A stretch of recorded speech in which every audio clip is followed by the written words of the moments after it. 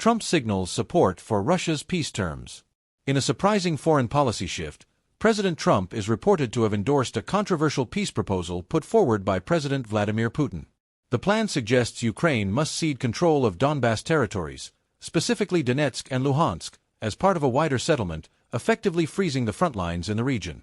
Instead of advocating a ceasefire first, Trump appears to favor negotiating a comprehensive peace deal immediately, a stance that diverges sharply from Ukraine's position and many European leaders' insistence that territorial boundaries cannot be altered without Ukraine's consent and participation in decision-making.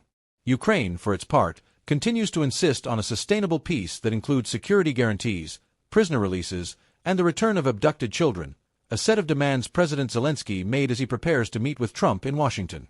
European leaders are also calling for Ukraine's presence in any such summit, underscoring their opposition to territorial concessions made without its involvement.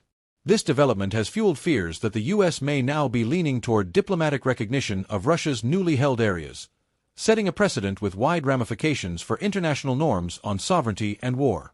West Virginia deploys National Guard to Washington, D.C. On the domestic front, the state of West Virginia is deploying 300 to 400 National Guard troops to Washington, D.C., at the request of the Trump administration.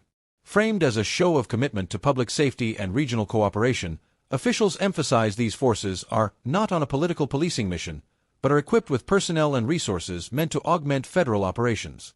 This move comes amid Trump's broader assertion of federal authority over D.C.'s law enforcement, including his assumption of control over the Metropolitan Police Department.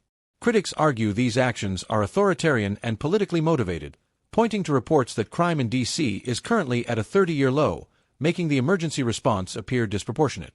Former Capitol Police officers and local leaders have been particularly vocal, describing the deployment as symbolic rather than practical. A veterans group also criticized it, warning that politicizing National Guard deployment undermines civil norms.